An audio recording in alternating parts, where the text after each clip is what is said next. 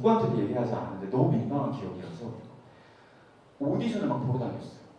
그 중에 기억이 나는 게 제 학교 그때 동대문 회기 쪽이 있었거든요. 아예 동대문 끝쪽에 있었는데 일산에 있는 SBS 방송국을 찾아가서 본 오디션이 K-pop 스타 시즌 3 그때 악동 뮤지션이 우승을 했었던 만나 우승을 했었던 그 시즌이었는데 이제 이렇게 지내다 보니 나는 어떻게든 뭔가를 누르고 아닌 척하면서 살아가는 것보다 뭔가를 표출하고 표현하는 걸 좋아하는 사람이구나 라는 생각을 어렴풋이 가진 채 군대 입대가 결정이 됩니다. 네. 책을 보시면 아시겠지만 제 거의 뮤지컬에 대한 역사는 군대 입대 전을 시작으로 아마 그 역사가 쭉쭉쭉 시작됐다고 아실 거예요. 그래서 그때 참여를 했던 게 부산 청년예술단 뮤지컬 렌트를 각색한 작품을 준비하기 위해서 그때 뮤지컬 영화 렌트를 봤던 거예요. 나홀로 지베를 감독하고 연출했던 크리스 콜럼버스 감독이 뮤지컬 영화 렌트를 또 감독 그 무슨 분이라고 그러죠? 메가폰을 잡았거든요. 네. 그때 이걸 보고 나서 와 이거 뭐야? 세상에 이런 게 다 있어? 노래도 하고 춤도 추고 연기도 하는데 렌트라는 작품이 어떤 내용인지 아시죠? 가난한 예술가들이 집세도 못 내고 전기도 끊겨가는 와중에 예술을 추구하고 사랑을 하고 저마다의 하루하루를 살아가는 내용이잖아요. 근데 그때 제 모습이 그 렌트라는 작품에 훅 투영이 됐었던 것 같아요. 네. 그때부터 저는 뮤지컬과 사랑에 빠지기 시작합니다. 그래서 그때 입대를 하고 나서 저는 제 스스로를 뮤지컬 하다 온 사람, 나는 뮤지컬을 할 사람, 뮤지컬 배우를 할 사람으로 스스로를 정체화시키기 시작했어요. 가령 제가 의경 출신인데 의경을 나왔는데 서장님 퇴임식에서 노래를 부를 사람이 필요하다. 그러면 저 뮤지컬 하다 왔어요. 네. 저 뮤지컬 할 건데 저를 한번 써보시는 게 어떠시겠습니까요? 그래서 물어봤더니 알겠다. 좋다. 그렇게 해서 그 이후부터는 저는 뮤지컬을 하는 사람으로 제 스스로를 정체화시키기 시작합니다. 그래서 그 부푼 꿈을 안고 막상 사회에 나왔더니 호락호락하지가 않더라고요. 왜냐하면 군대에서는 어떤 꿈이든 꿀 수 있잖아요. 사실 폐쇄된 공간이고 아시죠? 네. 폐쇄된 공간이기 때문에 어떤 꿈이라도 꿀 수 있고 나 이거 다 할 수 있어 이런 자신감이 엄청 넘쳐나는 시기잖아요. 근데 나왔는데 확신이 없는 거예요. 확신이 없는 상태에서 제가 참가했던 게 딤프 뮤지컬 스타였습니다. 그래서 인생 넘버 소개되는 난에 보시면 딤프 뮤지컬 스타 컨테스트에 참가한 그 내용이 나와 있는데 그때 불렀던 넘버가 레미제라블의 Empty Chairs and Empty Table이었어요. 왜 그거를 선택을 했냐면 사실 다른 거는 고음이 많아서 못 부르고 그냥 내 음역대에 맞는 그걸 내가 잘 표현해낼 수 있는 음악을 고르다 보니 그걸 했는데 나 너무 잘한 것 같은 거예요. 하고 나서 진짜 이거 찢었다. 나 진짜 뮤지컬 배우 해도 되겠다 라고 하고 나오던 찰나에 그 배성혁 집행위 원장님께서 마리우스 넘버를 너무 많이 갖고 왔는데 이런 말씀 하시는 거예요. 그때 가슴이 철렁 내려앉으면서 끝났네. 그래 내가 다 그렇지 뭐 이렇게 하고 내려왔는데 할머니랑 밥을 먹고 있다가 문자가 띵 울리는 거예요. 그때 뮤지컬 스타 본선 진출을 축하드립니다 라는 문자를 받고 그때부터 확신을 가지고 저는 뮤지컬 배우가 되기 위해서 명지대 뮤지컬 공연 전공으로 편입을 하게 됩니다. 훅훅훅훅 지나가게 훅훅훅 지나가야 돼. 5시 53분이고 있어요. 네. 그래서 뮤지컬 전공으로 들어갔는데 사실 모든 전공생들이 그럴 거예요. 배우를 꿈꾸기 위해서 배우가 되기 위해서 뮤지컬 전공을 선택을 하는 경우가 많은데 저는 들어갔더니 일단 기부터가 달라요. 본래 학과, 제가 다니던 학과의 친구들은 열심히 공부하고 그냥 공부 끝나고 술 한잔하고 막 하하호 노는 게 다였는데 여기는 애들이 살벌해요. 저희가 3학년, 4학년 때 제작 실습이라는 수업이 있어요. 그게 뭐냐면 뮤지컬 한 작품을 선택을 해서 그냥 실제 공연처럼 학교에서 올리는 거예요. 흔히 말해서 학공이라고 하죠. 학교 공연. 그때 제가 첫 참여했던 작품이 올슈겁이라는 작품이었는데 그때 올슈겁이라는 작품 혹시 아시나요? 아시는 분 손 한번 들어보실까요? 좋아요, 좋아요. 역시 과거 분이셔서 그런가? 네네네. 좋아요, 좋아요. 올슈겁이라는 작품에 데니스라는 역할이 있어요. 데니스라는 역할이 있는데 그 친구의 넘버가 진짜 어려워요. 고음이 뒤에 팍팍팍팍 나오는 건데 그래서 안 되는 고음을 붙잡고 그래 어울리는 게 이거밖에 없으니까 해야지 라고 연습을 하고 있었는데 갑자기 연습실에 딱 이렇게 들어오더니 같은 배역을 준비하던 선배 한 명이 야, 왜? 너 오디션 준비하는 거 해봐. 이렇게 하는 거예요. 선배가 하는데 저 안 할 건데요. 알아서 잘 할 건데요. 이렇게 할 수 없잖아요. 그래가지고 그 자리에서 노래를 불렀더니 선배가 안도를 하나 했어. 안도를 하나 했어. 됐다. 얘는 내 경쟁자에서 제외를 시켜야겠다. 라는 생각을 하고 넘어갔는데 저는 그 오디션을 준비하는 그 과정이 학교 들어와서 겪은 가장 큰 고난이었어요. 다 같이 같은 꿈을 가지고 가면 시장에서 갈 줄 알았는데 이건 진짜 경쟁 사회구나. 여기서 누군가를 물고 뜯고 내려야만 할 수 있는 거구나. 물론 다 그런 건 아니에요. 다 그런 건 아니고 그 상황이 그랬다는 거죠. 그래서 그런 상황에서 어쨌든 오디션을 말아먹고 또 4학년 때 졸업공연을 준비했을 때 졸업공연을 저희가 지키는 아이들 했었거든요. 지키는 아이들을 준비를 했었는데 졸업공연은 제작 실습보다 준비 과정이 좀 더 길어요. 한 1년 가까이 준비를 하는데 그래서 여름방학 때 다 같이 MT를 가요. 프로덕션 기 MT를 가서 교수님도 가가지고 막 수영도 하고 막 술도 마시고 막 이렇게 하는데 지도 교수님이 저한테 갑자기 야 정우야 너는 배우하지 마라. 너는 배우하지 마. 너무 다른 사람들 다 있는데 그리고 나 지금 열심히 준비를 하고 있는데 그런 말씀 해주시는 거예요. 그때 뭔가 이런 괴리감과 자괴감이 조금씩 쌓여갔던 것 같아요. 근데 지금 생각해보면 교수님이 그때 하셨던 말은 어떤 배우보다는 약간 너가 공부를 그래도 다른 사람들보다는 그래도 잘하고 공부하고 학구적이게 탐구하는 걸 좋아하니 어떤 연출이나 기획 쪽으로 가보면 좋겠다 라는 말씀을 그대로 취해서 배우하지 마 이게 된 것 같아요. 진짜 목소리가 그래서 배우하지 마 이런 느낌으로 차 교수님이시라고 있으십니다.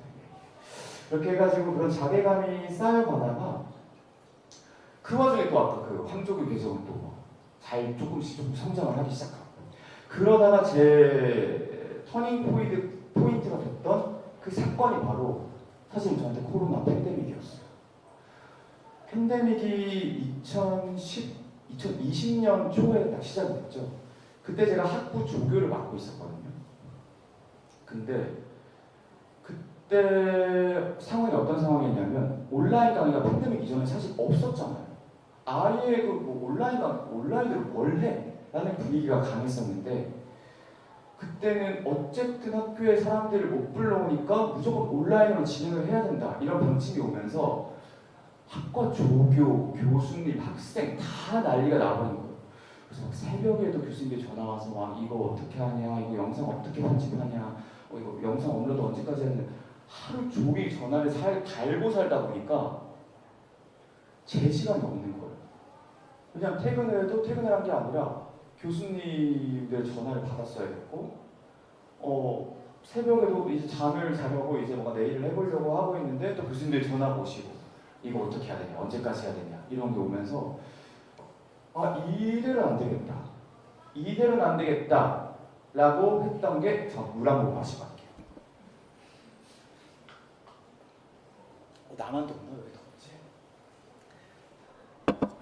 혹시 이거 휴지 한 장만 주시겠어요? 땀이 막 줄줄 흘러가지고 감사합니다.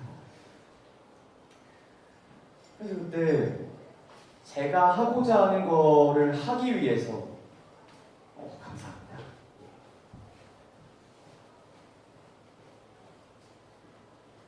제가 하고자 하는 걸 하기 위해서 선택을 했던 게 새벽에 일어나는 거였어요. 새벽 5시에 일어나서 출근하기 8시, 9시 전까지는 오롯이 그 누구 새벽에 전화하는 그 교수님들 없으실 거 아니에요. 새벽에도 교수님 주무셔야 되니까 그 오롯한 그 3-4시간이 제가 할 수 있는 모든 걸 할 수 있는 시간이었어요. 그때 시작했던 게 바로 유튜브입니다. 유튜브를 시작하면서 영상 편집 기술을 배우고 혼자 독학을 하면서 영상을 만들기 시작을 했는데 다 똑같은 마음이셨을 거예요. 공연이 막 취소가 되고 막 티켓을 예매를 했는데 공연 엎어지고 캐스팅 이런 좀 이후에 그런 일이 일어났지만 공연이 아예 일어날 수가 없는 상황이었기 때문에 일상 속에서 그 뮤지컬을 보러 가지 못하는 거에 대한 갈증을 해소하고 싶으셨나 봐요. 그때 1년 동안 좀 10,000명의 교수님들이 이렇게 후루루루루 모이기 시작합니다. 그래서 어느 순간 물론 나는 그때까지도 저는 배우를 하고 싶은데 팔로워가 점점 늘고 내가 하는 컨텐츠, 내가 만드는 컨텐츠가 반응을 얻으면서 왜 이거에 반응을 해주실까? 라는 고민을 하기 시작했던 것 같아요. 하지만 여전히 저는 배우가 되고 싶었고 그러니까 작년 초까지만 해도 그랬어요. 초까지만 해도 그랬는데 나는 배우가 하고 싶은데 왜 계속 길은 이쪽으로 열릴까? 라는 부담감과 책임감 그리고 내가 배우하겠다고 학교까지 옮겨가지고 이렇게 전공을 옮겼는데 나를 믿고 기다려주는 부모님은 어떡하고 친구들은 어떡하냐 이런 고민들이 있어가지고 나 진짜 빨리 배우해야 된다 라고 생각을 계속 미련에 가지던 찰나에 얼마 전에 딱 확신이 깨졌어요. 제가 만드는 컨텐츠로도 누군가의 동기부여가 될 수 있고 누군가의 영감이 될 수 있구나. 그 영감을 주는 거는 배우 못지 않구나 라는 확신을 가지면서 자연스럽게 배우를 하지 못해서 생기는 자괴감이나 미련은 사라지더라고요.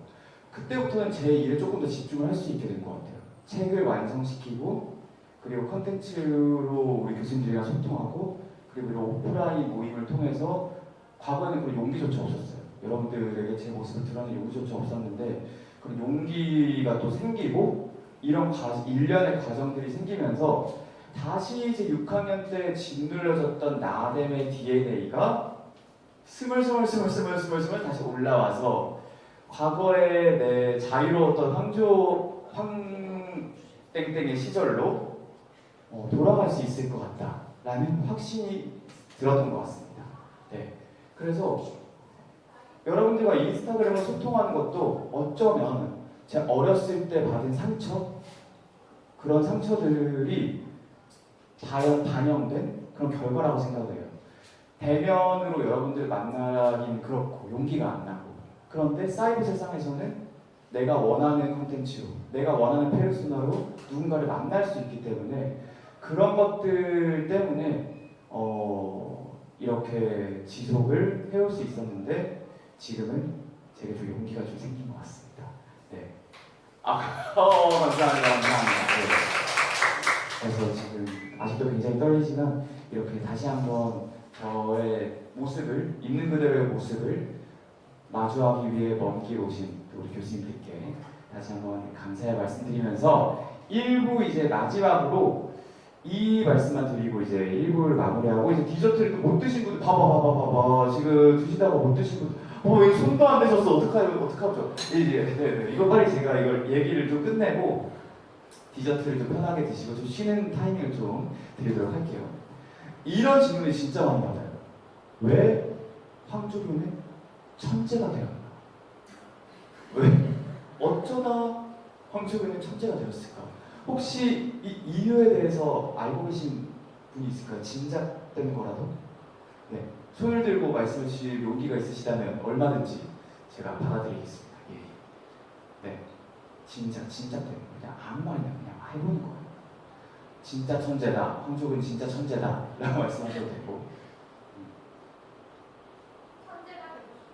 천재가 되고 싶어서.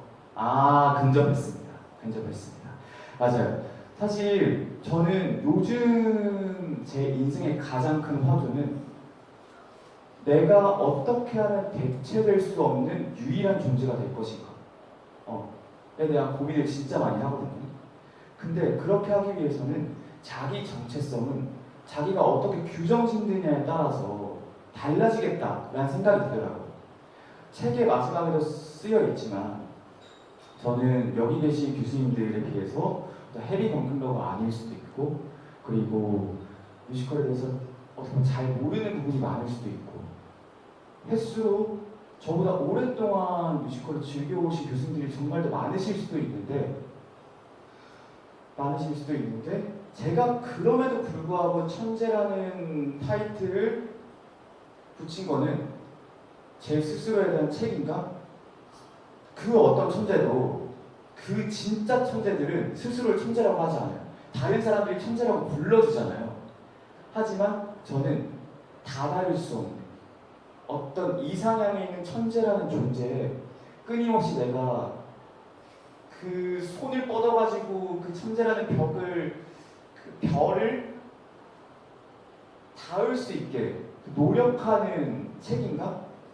그걸 제 스스로에게 부여를 하고 싶어서 뮤지컬 천재라는 말을 썼거든요.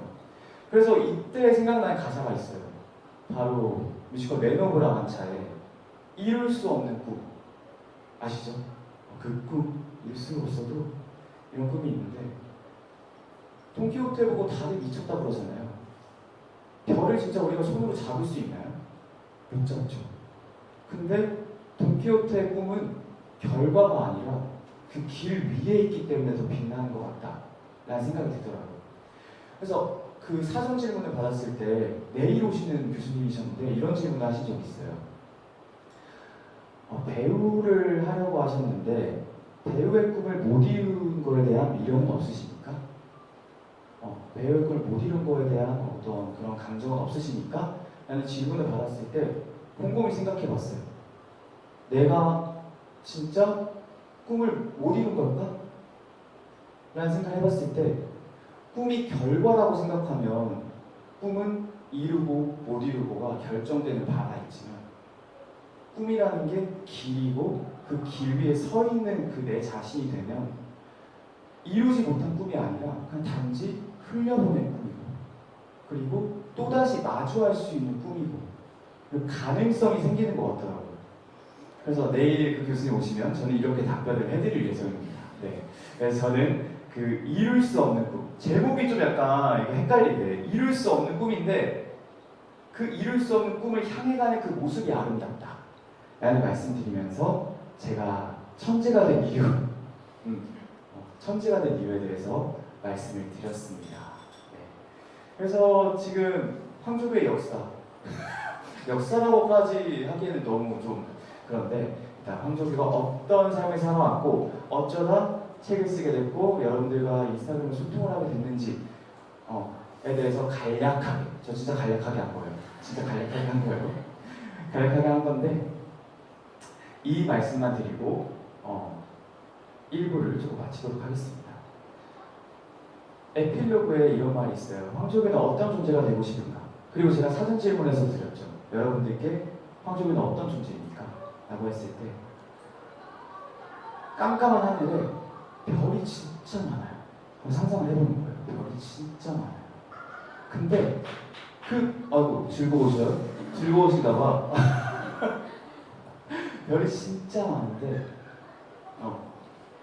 그 아름다운 무수히 많은 별을 보는 것만으로도 굉장히 가치가 있는 일이잖아요. 가치가 있는 일이지만 그 옆에서 그 별 뒤에 담긴 이야기를 전해주고 별을 보는 아름다움을 같이 이야기해 줄 수 있는 사람이 제가 되어야겠다 라는 말씀을 드리면서 아련하게 1부를 마무리하도록 하겠습니다. 네, 저희 한 10분 정도 쉬었다가 이제 편안하게 디저트 드시고 화장실은 저기 여자 화장실이 2층, 남자 화장실 1층에 있어요. 네, 가시면 될 것 같고 지금 막간을 이용해서 저 특별한 손님이 또 와주셨습니다. 혹시 여기서 컬처범 들으시는 분 혹시 계신가요? 없어도 돼요. 진짜요? 못 듣고 있어요. 괜찮아요. 쌓아뒀다가 정주행도 하시면 됩니다. 네, 좋아요, 좋아요. 그래서 오늘 팟캐스트 같이 진행하시는 1927님께서 저희 뒤에 또 이렇게 자리를 해주고 계시죠. 잠깐 일어나서 인사 한 번만. 네네네. 이거 한번 해야 돼요. 여러분들의 레드카펫을 깔아드리는 우리는 컬처. 네, 진짜 사실 진짜 대단한 분들이세요. 공연계에서 20년 이상 프로듀서로 활동을 하시고 공연계를 주름잡던 아마 이렇게 디테일하게 얘기할 수는 없지만 여러분들이 들어보면 다 알 법한 작품들을 프로듀싱하고 또 해외 진출까지 하셨던 이력이 있는 대단한 분들이라서 방송을 들으면 굉장히 저희가 가볍고 저희끼리 농담 따먹게 하는 거 그렇잖아요. 근데 실상은 정말 멋있으신 분들입니다. 그래서 나는 진짜 저분들과 함께하는 1년 넘게 해온 시간이 이 책을 쓰는데 뮤지컬 익스프레스 슈퍼스타를 완성시키는데 정말 많은 힘이 되었다라는 말씀을 드리면서 이 두 분께 감사 인사를 드리면서 1부 마무리하도록 하겠습니다. 그러면 휴식할게요.